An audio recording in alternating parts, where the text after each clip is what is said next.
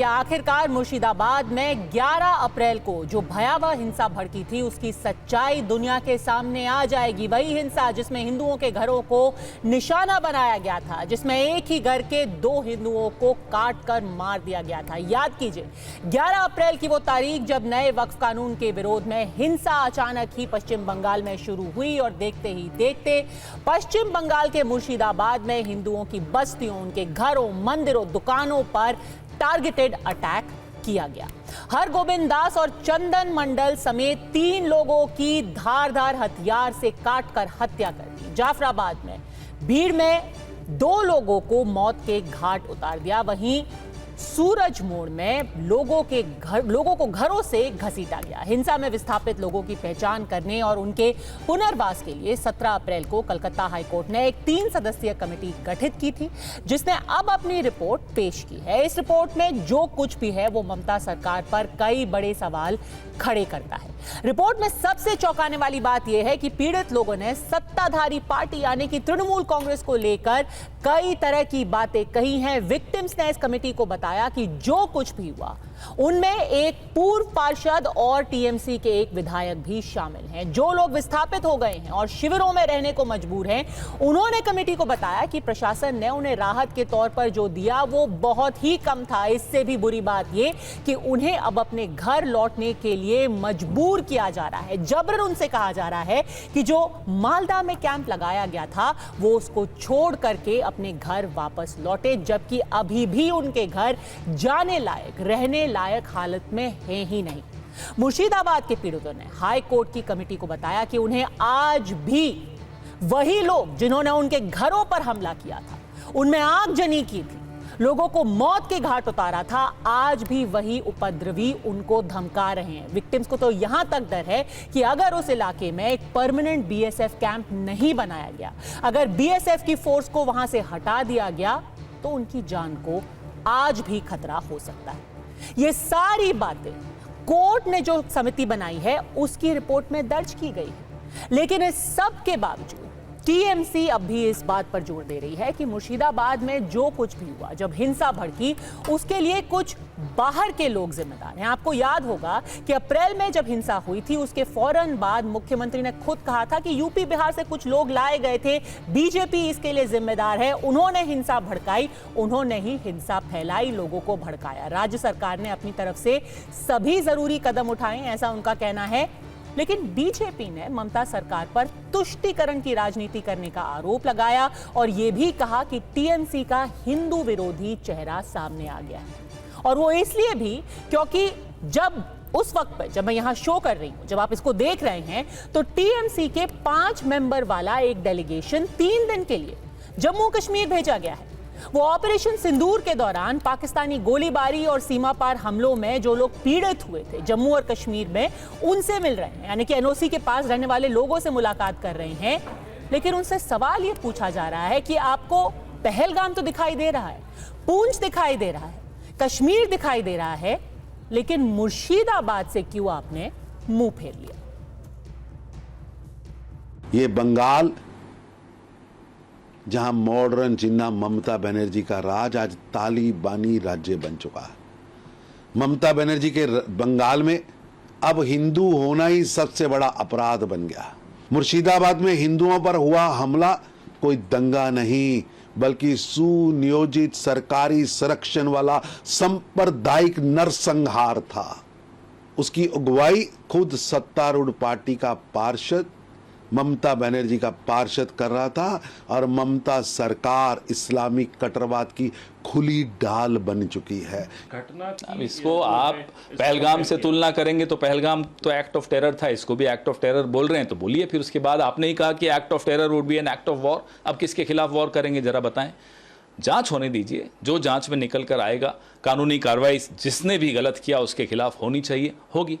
मुर्शिदाबाद लेकर BJP dirty politics कर रहे हैं। ये जो रिपोर्ट है ये कंप्लीट है या नहीं है, ये हमारा लीडरशिप एनालाइज करने के बाद हम लोग बताएंगे। लेकिन भाजपा जो कर रहे हैं, ये अहमद मालव्य और भाजपा लीडर जो कर रहे हैं, देखिए मुर्शिदाबाद का जो घटना है वो बुरा इंसिडेंट है, हम लोग सब लोग कंडेम किया।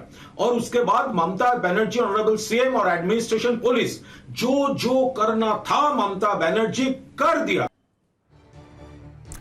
तो ऐसे में अड़ी के सवाल हैं आज बिल्कुल सीधे कि अगर पहलगाम के लिए ममता है तो फिर मुर्शिदाबाद के लिए कोई चिंता क्यों नहीं? क्या कलकत्ता उच्च न्यायालय की समिति ने जो रिपोर्ट दी है उससे आखिरकार मुर्शिदाबाद का सच सामने आ गया है? और पहलगाम से मुर्शिदाबाद तक क्या हिंदुओं के खिलाफ हिंसा ही अब राजनीति के केंद्र में है? हमारे साथ जुड़ गए हैं वरुण पुरोहित, राजनीतिक विश्लेषक हैं, मानव जायसवाल प्रवक्ता तृणमूल कांग्रेस के हमारे साथ है, दिल्ली विश्वविद्यालय में प्रोफेसर अवनीजेश अवस्थी जी भी हमारे साथ है, और थोड़ी सी देर में ही बीजेपी से सुधांशु त्रिवेदी जी भी हमारे साथ जुड़ जाएंगे। लेकिन मानव जायसवाल, ये बताइए कि आज भी आप कैसे कह सकते हैं कि बाहर से लोगों ने आकर के हिंसा भड़काई, जब रिपोर्ट में, और ये कोई राजनीतिक पार्टी की रिपोर्ट नहीं है, ये कलकत्ता हाई कोर्ट ने जो समिति गठित की थी उसकी रिपोर्ट है, उसमें साफ साफ दर्ज है कि आपकी पार्टी के लोग इसमें शामिल थे, जो हिंसा हुई उसमें आपकी पार्टी के लोग शामिल थे। पहले तो आपके माध्यम से पूरे देश को नमस्कार है। और क्या आप मुझे सुन पा रहे हैं? बिल्कुल सुन पा रहे हैं, बताइए। तो पहले तो आपके माध्यम से मैं पूरे देश को पहले तो नमन करता हूं, और हमारी संवेदना उस हर परिवार वालों के साथ है जिन्होंने अपने प्रियजनों के आहत होते हुए देखा और अपने प्रियजनों को खोया, चाहे वो बंगाल मुर्शिदाबाद हो, चाहे वो पहलगाम हो, या देश का किसी भी राज्य, किसी भी देश का कोई भी हिस्सा क्यों ना हो। लेकिन जो आज हाईकोर्ट से जो रिपोर्ट आई है, जो फाइंडिंग्स कमेटी ने जो पाया है, डेफिनेटली अब फाइंडिंग कमेटी ने बहुत कुछ पाया है, लेकिन कुछ एक बातें मैं आपके साथ साझा करना चाहता हूँ। हमारी पार्टी का क्लियर स्टैंड है zero tolerance towards corruption and criminality. एक बहुत ही जघन्य अपराध हुआ है, बहुत ही घिनौना कांड हुआ है, बहुत ही शर्मनाक है किसी भी देश के लिए, किसी भी देश के प्रांत के लिए। इसकी हम अवहेलना करते हैं, निंदा करते हैं, और कड़ी से कड़ी कार्रवाई हो, इसके साथ हम पूरे के पूरे समाज को एकजुट होने का आह्वान देते हैं। हमारी नेत्री सुश्री ममता बनर्जी ने जिस दिन ये घटना घटी उसी दिन उन्होंने इसका संज्ञान लिया, उन्होंने बकायदा स्टेटमेंट जारी। लगभग 300-400 लोग उसके बाद अरेस्ट भी हुए। कुछ एक कमियां पुलिसिंग में या कई एडमिनिस्ट्रेशन में अगर रही भी हो, उसके अलावा हमने कोशिश करी कि सामंजस्य बने, लोगों के साथ हम जुड़े। मल्टीपल हमारी मीटिंग्स हुई, वहां के लोगों के साथ हमारे एमएलए, हमारे काउंसिलर्स, हमारे एमपी, हमारे अलग अलग नेतागण लोगों के घर घर पहुंचे हैं। लोगों के एक आपस में जो तालमेल बने, एक सामाजिक वातावरण तैयार हो पूर्ण तरीके से, उसके लिए हमने पूरी कोशिश करी है। सर, कैसे और काफी होगा? हद तक आप तो वही भाषण दे रहे हैं, सॉरी टू से, जो आप पिछले 1 महीने से देते आए हैं, जो आपने अभी तक दावे किए थे उनको पूरी तरीके से इस रिपोर्ट ने झुठला दिया है सर। और जहां तक आप कह रहे हैं कि आपकी सरकार ने सारे कदम उठाए थे, क्या कदम नहीं उठाए गए थे, कैसे आपकी पुलिस चुप रही, कैसे वो दंगाइयों के साथ मिली हुई थी, वो तो मैं आपको बाद में बताऊंगी। लेकिन अब मैं आपको एकदम डिटेल में दिखाती हूं कि रिपोर्ट में आपकी पार्टी के इन्वॉल्वमेंट के बारे में क्या क्या कहा गया है, और नाम लेकर के कहा है। और ये रिपोर्ट कोई अपने मन से नहीं बनाई है। ये जो लोग पीड़ित हैं, जो कैंपों में मौजूद थे, उन्होंने अपनी आंखों देखी बताई है कि उनकी आंखों के सामने क्या क्या हो रहा था। स्थानीय पार्षद महबूब आलम 11 अप्रैल को उपद्रवियों के साथ मौजूद थे। आपके जो पूर्व पार्षद रहे हैं उनको वहां के लोकल लोगों ने पार्षद बताया, लेकिन पूर्व पार्षद रहे महबूब आलम के नाम से पीड़ितों ने बताया है। 11 अप्रैल को उपद्रवियों के साथ टीएमसी के विधायक मौजूद थे। और तो और उन्होंने यह भी कहा है कि विधायक और पार्षद ने हिंसा की जगह देखी, लेकिन रोकने के लिए कुछ नहीं किया। उन्होंने देखा और वापस चले गए। धुलियान कस्बे में पार्षद के निर्देश के ऊपर हमला हुआ था। तो आप बताइए सर, एक कहावत है ना, जब सैया भये कोतवाल तो डर काहे का। आप क्या माहौल सुधारने की बात कर रहे हैं जब आप ही के लोगों की निगरानी में पूरी हिंसा की गई है, और ये लोग तो आज भी डरे हुए हैं कि बीएसएफ हटी और दुर्घटना घटी। मानव जायसवाल, पहले तो मैं आपको यहाँ पे कुछ एक चीज साझा करना चाहता हूँ। देखिए, रिपोर्ट है, ऑलरेडी एक कानूनी प्रक्रिया चल रही है, मैं इसके ऊपर ज्यादा टिप्पणी नहीं देना चाहता। लेकिन हम चाहते हैं, हमारी पूरी पार्टी चाहती है कि जल्द से जल्द न्याय मिले, लोगों को न्याय मिले, और ये जितनी भी चीजें हैं वो खुलकर सामने आए। लेकिन जहां तक बात है ये महबूब आलम की, उन्होंने अपनी स्टेटमेंट दे रखा है। बेबोना बोल के जो जगह है वो उस दिन वहां पे थे ही नहीं। वो नादकपाड़ा जो वहां से लगभग 6-7 किलोमीटर 8 किलोमीटर की दूरी पे है, वहां थे, और मानिक सरकार के परिवार के साथी थे। उनको भी वहां पे अचानक से कोई भीड़ घुस गई, उनका ये कहना है, और वो उनको धक्का मार के वो आगे निकल गए। वो तो अपनी जान बचाने के लिए एक मानिक सरकार के घर में थे। तो ये पीड़ित और झूठ ये बोल रहे बकायदा हैं। वहां के लोगों ने, ये मानिक पीड़ित सरकार झूठ के बोल रहे हैं परिवार ने सर। भी ये बोला है। आप अपने काउंसलर को बिलीव करेंगे या फिर आप पीड़ितों को उनकी नहीं। बातों पे विश्वास करेंगे, क्योंकि ये नामजद उन्होंने अपनी सारी बातें कही हैं इस कमेटी के सामने। और तो और मैं एक बहुत जरूरी चीज यहां पे आपको दिखाना चाहती हूं, और सबसे ज्यादा डराने वाली बात यह है और चौंकाने वाली, इस रिपोर्ट में क्या दर्ज है sir? A man named Amirul Islam came back to the village, यानी कि पहले दिन हिंसा भड़की, यानी कि शुक्रवार को हिंसा भड़की थी। अगले दिन आपके विधायक गांव के अंदर गए, उन्होंने देखा कौन कौन से घर नहीं जलाए गए थे। और सुनिए आपने पीड़ित ने क्या बोला है इस रिपोर्ट में। उन्होंने कहा he came back to the village and saw which houses were not attacked and then the miscreants came and burned those houses. यानी कि जो घर हिंदुओं के बचे भी रह गए थे, आपके लोगों ने आकर के उनका मुआयना किया, लोगों को भेजा और बचे कुचे घरों को भी आग के हवाले कर दिया। मैं बताइए मानव जैसा, ये रिपोर्ट में दर्ज है। पद्मजा जी, मैं नहीं बिल्कुल, देखिए मैं आपके सामने बार बार एक ही चीज दोहरा रहा हूं। ये हाईकोर्ट में जो रिपोर्ट जो दर्ज हो रही है, इसके ऊपर मैं ज्यादा टिप्पणी नहीं देना चाहता, लेकिन जो बकायदा जिस व्यक्ति की बात वहां करी जा रही है, महबूब आलम, उसके लिए जो स्टेटमेंट दिया, वो चाहते हैं कि न्याय सिर्फ मिले। महबूब आलम नहीं, वो तो चाहते हैं कि महबूब आलम ट्रायल नहीं, हो। अमीरुल इस्लाम का नाम लिया गया है, विधायक का नाम लिया गया है, और ये वही विधायक है जिनको बाद में आपके नेताओं ने उनकी बड़ी भूरी भूरी प्रशंसा की थी और कहे थे देखिए वहां पे सामाजिक सौहार्द का कितना अच्छा माहौल हो रहा है। अमीरुल इस्लाम वहां जाकर के घर घर लोगों से कह रहे हैं कि तुम डरो मत। और कर क्या रहे थे वो? अगले दिन जाकर के लोगों से कह रहे थे देखो ये घर जले नहीं हुए हैं, इनकी शिनाख्त करो और इनमें भी आग लगाओ। और ये पीड़ित कह रहे हैं, ये रिपोर्ट में Padmaja ji, let's not go for a media trial. बहुत कुछ बाकी होता है, बहुत कुछ साझा किया जाता है। हम भी देखिए, आज देश में जिस तरीके से एक आपातकालीन स्थिति हुई, सुनिए पद्मजा जी, which has been submitted before the court, ये मीडिया में नहीं हो रहा है। It is under the judiciary to decide. Let the judiciary decide and let come clean.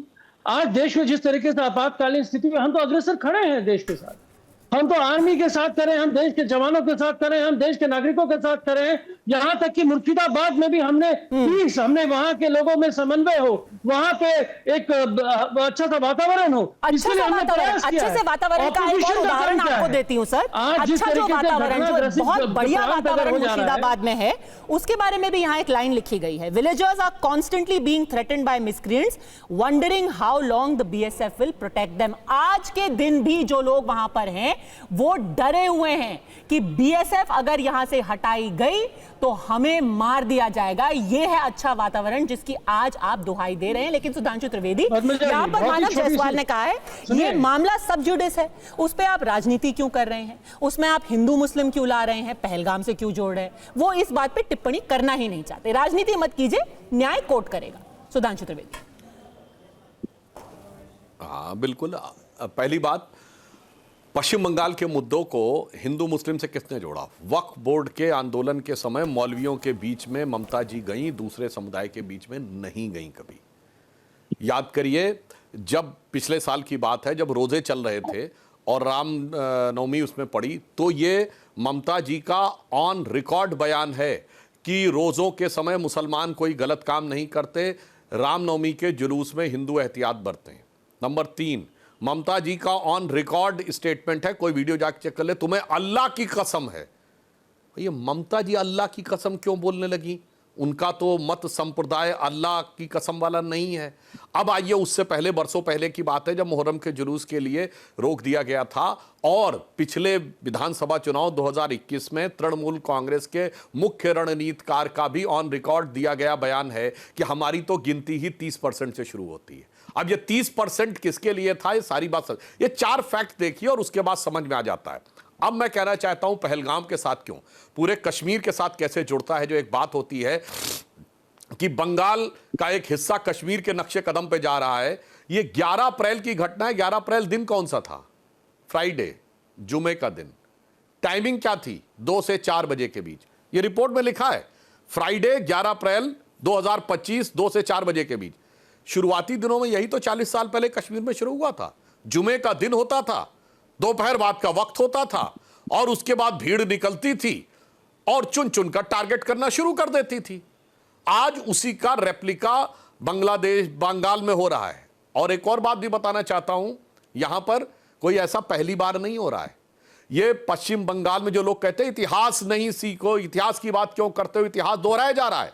16 अगस्त 1946 को जब मुस्लिम लीग ने डायरेक्ट एक्शन डे किया था तो उस समय बंगाल के गवर्नर शाहिद हुसैन सोहरावर्दी के दिशा निर्देश में पुलिस ने दंगों को से पूरी तरह मुंह मोड़ लिया था और पुलिस की छत्र छाया में दंगे हुए थे। आज 80 साल के बाद लगभग उसी नक्शे कदम पे इतिहास दोहराया जा रहा है। पुलिस की छत्र छाया में वही बंगाल है, वही मुर्शिदाबाद है, वही पुलिस की व्यवस्था है, बस चेहरा जो है शाहिद हुसैन सोहरावर्दी से हटकर मुस्लिम लीग से हटके तृणमूल कांग्रेस हो गई है और ममता बनर्जी जी हो गई है। तो अब यह इम्तिहान है ममता बनर्जी जी का कि वो दिखाएं कि उनके दिल में ममता ईमानदारी से है बंगाल के सारे लोगों के लिए, और ममता का थोड़ा बहुत हिस्सा हिंदुओं के लिए भी है। बंगाल की जनता टकटकी लगाकर ये देख रही है और इसका उत्तर पाना चाहती है। पहले तो मैं सुधांशु जी को बहुत बहुत नमस्कार करना चाहता हूं। बहुत अच्छी बात आपने करी, आपने कश्मीर की याद दिला दी। 1990 में जब यही वातावरण हुआ था कश्मीर में, जो आप आज उसको तुलनात्मक कर रहे हैं, किसकी सरकार थी सुधांशु जी? सिंह जी की सरकार, टूटी फूटी सरकार। समर्थन किसका?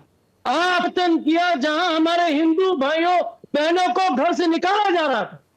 आपने वो सरकार नहीं गिराई। आपने वीपी सिंह को बोला नहीं कि राफ उतारो, मिलिट्री उतारो, क्योंकि आप हम हिंदुओं के ऊपर वोट बैंक की पॉलिटिक्स करते हैं। हम मरेंगे नहीं तो आपको वोट मिलेगा नहीं।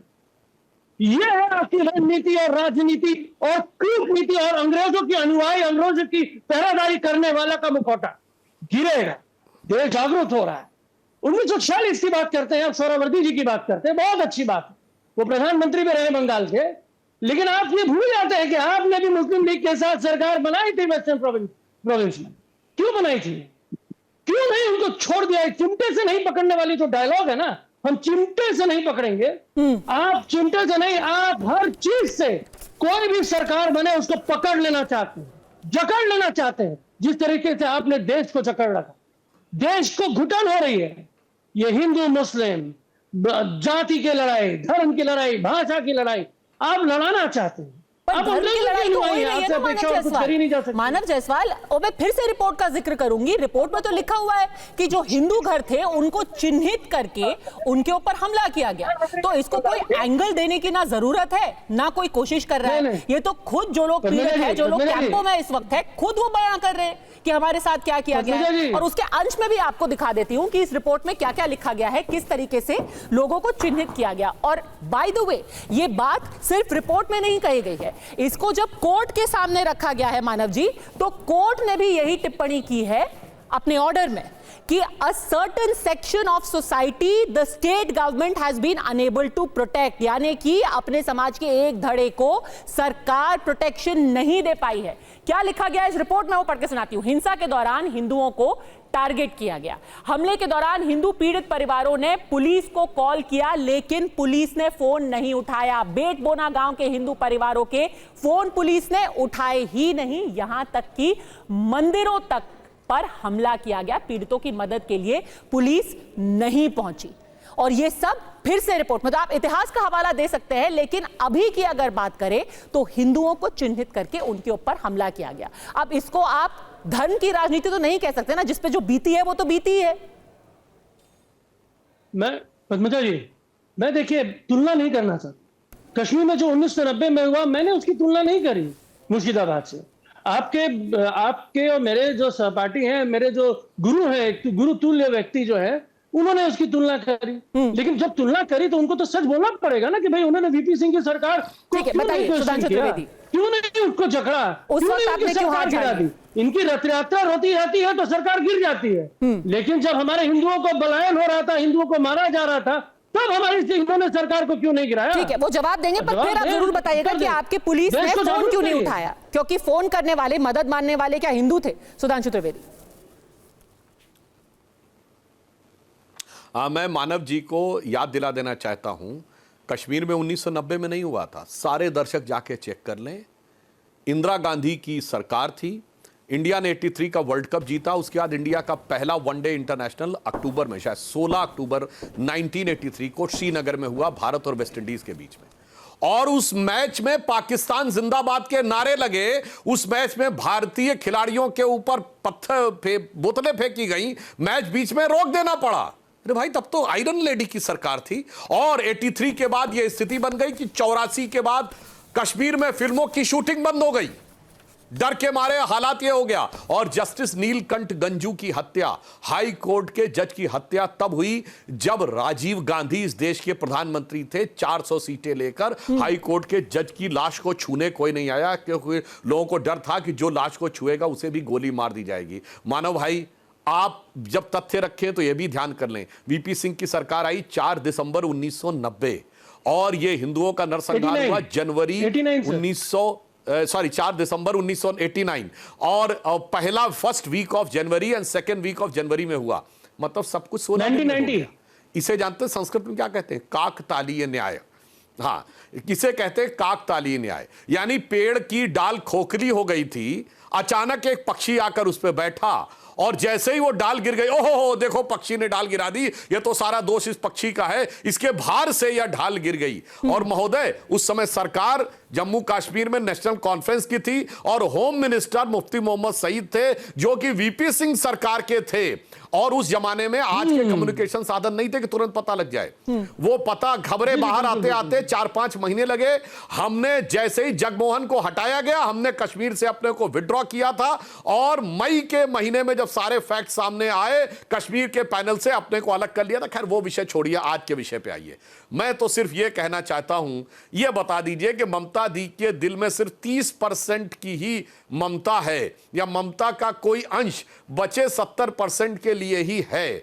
अन्यथा सिर्फ एक ही से मिलना, एक ही की मिजाज पुरसी करना और पुलिस का यह दौर होना कि वो एक की सुनेंगे दूसरे की नहीं सुनेंगे, ये किस मुकाम तक लेकर जाएगा? क्या ये कलकत्ता को भविष्य का ढाका बनाने के मुकाम पे नहीं ले जा रहा है? और रही बात स्त्री की मुस्लिम लीग की बात, तो मैं बता देना चाहता हूं 1941 में आज के बांग्लादेश यानी पूर्वी बंगाल में जो सरकार बनी थी वो मुस्लिम लीग के साथ नहीं बनी थी, फजरुल हक की प्रजा कृषक पार्टी के साथ बनी थी। 1946 में फजरुल हक ने मुस्लिम लीग ज्वाइन कर ली। अब देखिए साहब, ये जो है विपक्ष का प्रोपेगेंडा रहता है कि वो 1946 में मुस्लिम लीग में बने तो 1941 की उनकी पार्टी को मुस्लिम लीग बनाने का प्रयास करते हैं। अब कोई भी दर्शक जाके इस फैक्ट को चेक कर सकता है। देखिए, कश्मीर में जो कुछ हुआ उसके लिए कौन जिम्मेदार था, ये हम बहुत बार बहस कर चुके हैं और उसका फैसला लोग कर लेंगे। जैसे कहते हैं history will not be very kind to those people. लेकिन मानव जायसवाल, एक बार फिर से वर्तमान में आ जाते हैं। एक और अंश जो है इस रिपोर्ट का मैं पढ़ के आपको सुनाना चाहती हूँ। आप सोचिए किस तरीके से वहां पर पूरी कार्रवाई की जा रही थी। जब वहां आग लगाई गई, एक ऐसे फैमिली है जिसने यह बयान दिया है कि हमें घर के अंदर बंद करके केरोसिन डाल करके बाहर आग लगा दी गई, हम जिंदा जल जाते अगर उस वक्त वहां पे बीएसएफ नहीं पहुंचती। आज आप उसी बीएसएफ को जिम्मेदार ठहरा रहे हैं वहां की हिंसा के लिए। लोगों ने बताया है कि वहां जो पानी का कनेक्शन था मानव जायसवाल, काट दिया गया ताकि आग को बुझाया ना जाए। वहां पर जो नल थे, जो टंकी थी पानी की, उसको तोड़ दिया गया ताकि लोग जिंदा जल करके मर जाएं। और तो और एक परिवार ने यह भी कहा है कि उनके घर के अंदर सारे कपड़े जला दिए गए, जिससे महिलाओं के पास अपना शरीर ढकने के लिए एक कपड़ा भी नहीं बचा था। ये सब चीजें दर्ज की गई और आप कह रहे हैं कि आपने पूरी तरीके से एक्शन लिया है, पुलिस बिल्कुल एक्टिव हो गई थी, पुलिस ने सारा काम कर दिया। पुलिस तो फोन भी नहीं उठा रही थी सर। इसकी जिम्मेदारी कौन लेगा और ये क्यों किया गया? इस तरीके का व्यवहार क्यों वहां के लोगों के साथ किया गया? पद्मजा जी, बहुत सारे प्रश्न हैं आपके, लेकिन मैंने शुरुआत में ही बोला, ये जो कांड हुआ था ये बहुत ही निंदनीय, बहुत ही घृणात्मक और बहुत ही दुखद। जहां जहां लैप्सेस हुए हैं हमारी सरकार उसका संज्ञान ले रही है। सर, आप संज्ञान नहीं ले रहे ना, आप तो आज भी कह रहे हैं कि बाहरी लोगों ने किया था। जब आप प्रॉब्लम को ही नहीं एक्सेप्ट कर रहे हैं तो आप सोल्यूशन कहां से लेके आएंगे? आप तो प्रॉब्लम ही नहीं मान रहे, आप कह ही नहीं रहे कि आपकी कोई कोताही आपकी सरकार या आपकी पुलिस ने की। आप तो कह रहे हैं कि बाहर से लोग आए, आग लगा के चले गए। पद्मजा जी, छोटी सी बात है, इसको आप समझ लीजिए। हम पीठ नहीं दिखाते, हम अपना चेहरा नहीं छुपाते, हम सामने से लोगों के साथ जाके उनसे मिलते हैं, उनके दुख में शरीक होते हैं। जो गलतियां हुई हैं हमारी चुनी हुई सरकार है, उसका संज्ञान ले रही है। हमारी जो नेत्री हैं उन्होंने संज्ञान दिया, उन्होंने जाके मिला, वो पोजीशन में पहुंची हैं।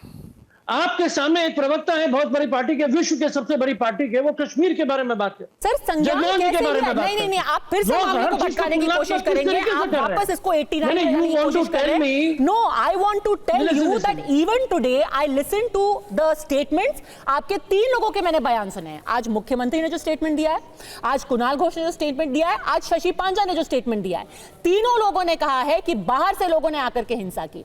आज आप बताइए, अगर आप सच में संज्ञान ले रहे हैं, मुर्शिदाबाद की हिंसा के लिए जिम्मेदार कौन था? क्या आपके नेता इसमें इन्वॉल्व थे कि नहीं थे, या बाहर के लोगों ने आकर के इसको किया? मैडम, पहले जो मैटर सब्जुडिस है उसके बारे में मैं तो पर्सनल टिप्पणी नहीं दे सकता। सर, सब्जुडिस मैटर के लिए आपने जब बोली दिया है कि बाहर के लोगों ने किया है, तब तो आप नहीं रुके ना कि सब्जुडिस है। टूट क्यों जाती हैं? क्योंकि अप्रैल 11 को हिंसा हुई, अप्रैल 20 तक आपकी पार्टी ने कह दिया था कि यूपी बिहार के लोग जिम्मेदार हैं। तब तो आपने ये नहीं कहा कि सब्जुडिस। मैडम आज भी, तब तो आप जज, जूरी, एग्जीक्यूशनर बन गए। आज भी सुनिए, वहां पे आज भी हमारे बहुत सारे लोग जो वहां के परिवारजन हैं, उन्होंने बोला कि बहुत सारे लोगों को हम जानते ही नहीं है। ये आज भी, ये रिपोर्ट में भी आएगा। अभी खाली प्राइमा फेसी लेवल में जो आपने रिपोर्ट देखी उसकी बात नहीं कर रहा हूं। हाँ। लेकिन आज हमारे जितने लोगों ने भी बोला है कि अगर कोई विकट समस्या होती है तो उसके ऊपर हम पॉलिटिक्स नहीं करते। कौन से लोग हैं? क्योंकि इनमें से कोई भी तो इस रिपोर्ट के अंदर तो नहीं है। इस रिपोर्ट में कुछ नहीं तो कम से कम 50 लोगों का आई विटनेस अकाउंट्स यहाँ पर दर्ज किए गए हैं। उनमें से तो किसी ने भी नहीं कहा कि बाहर के लोगों ने, जिनको हम पहचानते नहीं है, उन्होंने आकर के हिंसा की। 300 लोगों के ऊपर लोग अरेस्टेड हैं, लोगों के ऊपर कार्रवाई हो रही है। जिन्होंने अपने प्रियजनों को खोया है उनको बकायदा सरकार उनके साथ खड़ी है, मुआवजा दे रही है। ये आपने बहुत अच्छी बात कही। साथ जुड़े हैं, घर तो कलकत्ता हाईकोर्ट ने इस रिपोर्ट का संज्ञान लेते हुए पता है क्या कहा? जो आपने अरेस्ट किए उसके बारे में उन्होंने कहा, vandalism and massacre are premeditated and appears to be an organised crime. यानी कि ये प्लान करके, सोच समझ करके इस पूरी घटना को किया गया है। फिर उन्होंने कहा, person so far arrested and the cases registered are not commensurate with the large scale of violence. यानी कि जितने आपने अरेस्ट किए हैं वो नाकाफी हैं। जिस तरीके से पूरी हिंसा की गई उसके मुकाबले आपने जो अरेस्ट किए हैं वो नाकाफी हैं। और ये कलकत्ता हाईकोर्ट के ऑर्डर के अंदर दर्ज है, मानव जायसवाल। तो आपने कहा हमने सारे कदम उठाए, रिपोर्ट कह रही है नहीं उठाए। आपने कहा हम लोगों के साथ खड़े थे, लोग कह रहे हैं हमारा फोन तक नहीं उठाया। आपने कहा बाहर के लोगों ने किया, रिपोर्ट कह रही है आपके लोगों ने करवाया। और तो और लोग ये भी कह रहे हैं आज इस रिपोर्ट में, वरुण पुरोहित, और इसीलिए सवाल उठता है कि राजनीति कौन कर रहा है और कौन सच छुपाने की कोशिश कर रहा है। लोग तो यहां तक कह रहे हैं कि हम मालदा के रिलीफ कैंप के अंदर बैठे हुए थे, हमारे साथ जोर जबरदस्ती करके हमें वापस अपने घरों पर लौटने के लिए मजबूर किया जा रहा है। हमारे घर जले हुए हैं, रहने लायक नहीं है, लेकिन हमारे ऊपर प्रशासन दबाव डाल रहा है कि आप रिलीफ कैंप छोड़ करके अपने घर जाइए। कौन है जिम्मेदार इसके लिए और कौन राजनीति कर रहा है? वरुण पुरोहित। पद्मजा जी, सबसे पहले तो मैं राजीव गांधी जी को श्रद्धांजलि अर्पित करता हूं, जो संचार क्रांति के जनक माने जाते हैं हिंदुस्तान के। और भारतीय जनता पार्टी आज के सुधांशु जी भी बार बार कम्युनिकेशन का ही नाम ले रहे हैं, इसके आधार पे सत्ता में बैठे। तो प्रेजुडिस और अपनी तरह से ऑब्सेस्ड हो रखे आप इंदिरा गांधी, राजीव गांधी से, उसका तो कोई इलाज नहीं है। लेकिन आपने ममता बनर्जी की सरकार की जो बात की है, उस सरकार का इंटेलिजेंस, लोकल इंटेलिजेंस फेलियर है, प्रशासनिक फेलियर है। और जो सबसे बड़ा प्रश्न जो है, बार बार सब जुडिस मैटर की बात आ रही है। जब हाईकोर्ट की टिप्पणियों पे हम डिस्कस कर रहे हैं, हाईकोर्ट में एसआईटी की रिपोर्ट पे हम डिस्कशन कर रहे हैं, तो व्हाई नॉट जो भोपाल है, मतलब मध्य प्रदेश हाईकोर्ट ने जो करा उस पर क्यों नहीं डिस्कशन होता? उस विजय शाह को अभी तक बीजेपी ने क्यों नहीं हटाया? इसका कारण यह है कि भारतीय राजनीतिक व्यवस्था अव्यवस्था और शून्यता की ओर अग्रसर हो रही है बड़ी तेजी से मोदी काल के अंदर। अब कश्मीर की बात इन्होंने फट से कंपैरिजन कर दिया। कश्मीर में तो आपका शासन है, आपका कंट्रोल है। जब आप फेलियर है, इसका मतलब आप फेलियर और ममता दीदी भी फेलियर है, तो दोनों को इस्तीफे देने चाहिए। मणिपुर में आप फेलियर हो और आप 11 साल बाद भी ये करते हो कि साहब ये सरकार फेल है, इसने ऐसे नहीं किया, वैसे नहीं किया। तो कौन फेल हुआ 11 साल में? आपको आयरन लेडी शब्द लेने में बड़ा अच्छा महसूस नहीं होता इंदिरा जी के लिए? तो क्या आयरन मैन है मोदी जी? तो क्या क्यों नहीं किया कार्रवाई अभी तक? संदेश खाली हल्ला मचाते थे चुनाव के पहले, उसका क्या रिजल्ट आया? कुछ नहीं आया।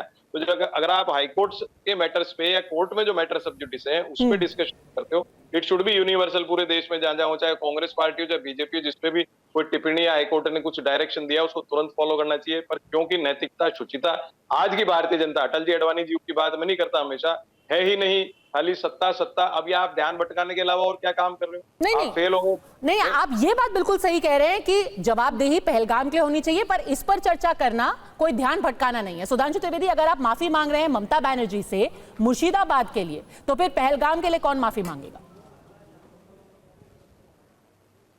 हाँ, अब मैं बात बताना चाहता हूं। देखिए, जो वरुण पुरोहित जी ने कहा, मैं उस बात को और थोड़ा स्पष्ट कर दूं। महोदय, मामला प्रशासनिक नहीं है और ना लॉ एंड ऑर्डर का इशू है, ये एक जहनियत का इशू है, राजनीतिक मानसिकता का इशू है कि भारत का कोई भी हिस्सा हो, निशाने पे हिंदू रहेगा। पहलगांव में आतंकी हिंदुओं को टारगेट करके मारेंगे तो मुर्शिदाबाद में हिंदुओं के टारगेट मुझे आपत्ति है। पहले आप माफी मांगिए पहलगाम तो के लिए। केरल में पूरी बात आपको माफी मांगनी चाहिए पूरे देश से। अरे भाई, आप माफी मांगिए ना, सुधांशु जी, माफी मांगिए, बड़ा से दिखाइए कि आप फेल हैं पहलगाम में। अरे अब उनके जो बप्पा थे उनको घर में घुस के मार दिया, जैसे मोहम्मद। आप सुनिए, अब देखिए बीच में डिस्टर्ब करने लगे, बीच में डिस्टर्ब करने लगे, वहां से निकाला जा रहा था, बीच में डिस्टर्ब करने लगे। मैं तो किसी के में नहीं बोल रहा था, जितनी देर आप बोल रहे थे मैं शांति से बैठा था। अब दर्शकों को समझ में आ जाता है कि किसके पास शांति से बैठकर अपना तथ्य कहने का विषय है और किसका बीच। हाँ, बता रहा हूं, पूरे देश से माफी मांगिए, पूरे देश से माफी मांगिए सुधांशु जी, माफी तो बनता है। ठीक है, वो जवाब दे रहे हैं।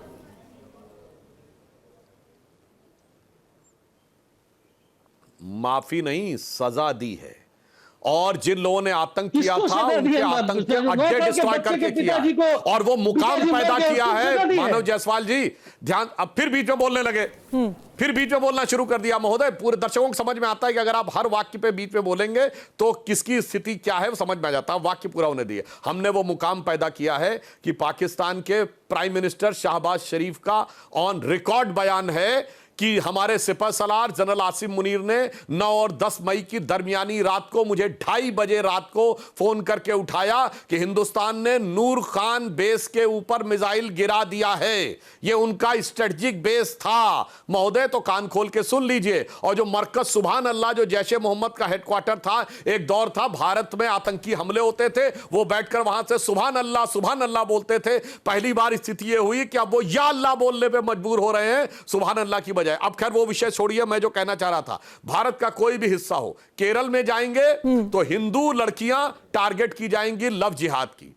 आप तमिलनाडु में जाएंगे तो कोलत्तूर गांव में, पेरम्बूर जिला कोलत्तूर गांव में 70% आबादी हो जाएगी मुस्लिमों की, तो कह दिया जाएगा अब हिंदू मंदिर में पूजा बंद, और तमिलनाडु की सरकार मान लेगी, और उसके बाद कोर्ट, मद्रास हाई कोर्ट को बीच में आना पड़ेगा। तो उत्तर, दक्षिण, पूरब, पश्चिम कहीं भी चले जाइए, यह बात जहनियत की है कि निशाने पर सिर्फ और सिर्फ हिंदू है, और सबको लगता है कि एक कट्टरपंथी वोट बैंक है। उसी की इंडिया गठबंधन में लड़ाई है। वरना आप बताइए, कौन सा वोट बैंक कॉमन है अखिलेश यादव और ममता बनर्जी के बीच में? मुझे आपत्ति है। कौन ममता जी के नाम पर यूपी में वोट मिल रहा है और अखिलेश यादव के नाम पर बंगाल में? वो एक ही कट्टरपंथी वोट बैंक है।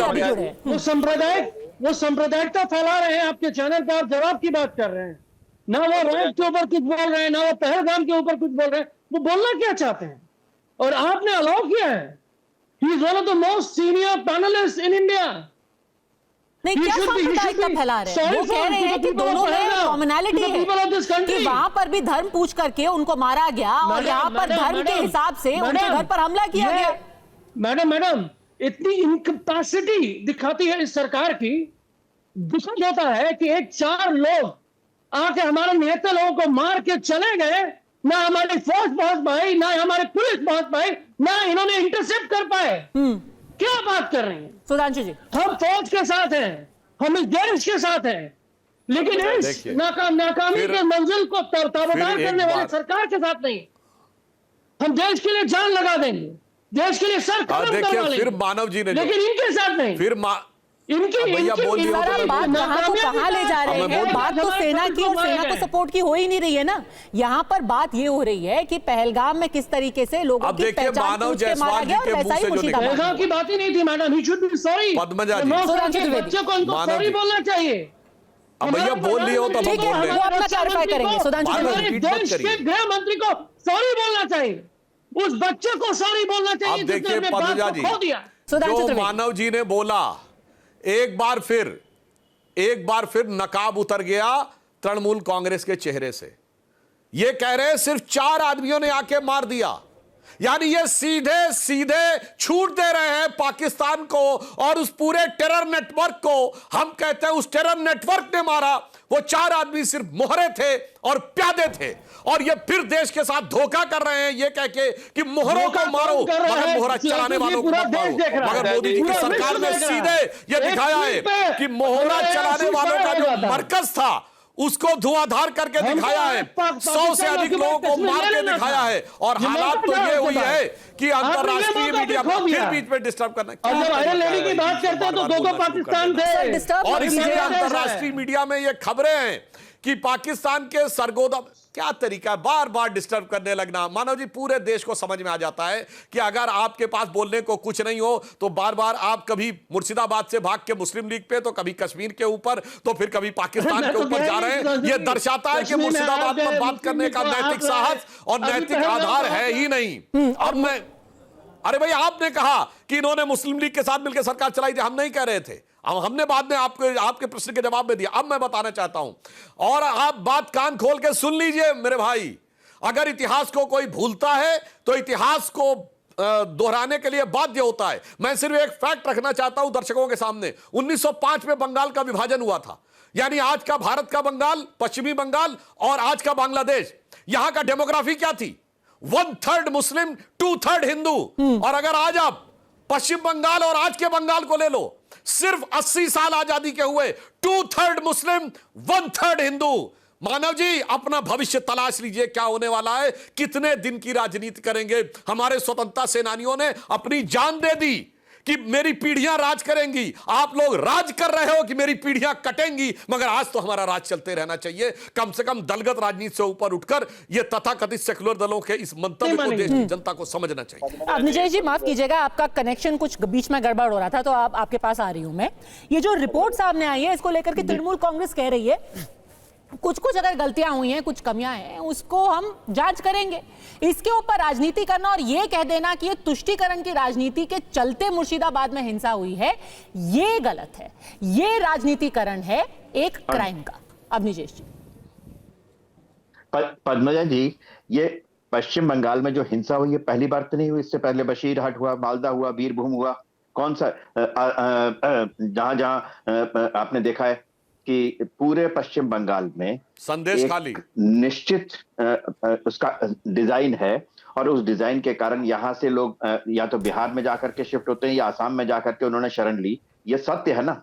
और ये रिपोर्ट किसी राजनीतिक दल की नहीं है, किसी मीडिया हाउस की नहीं है।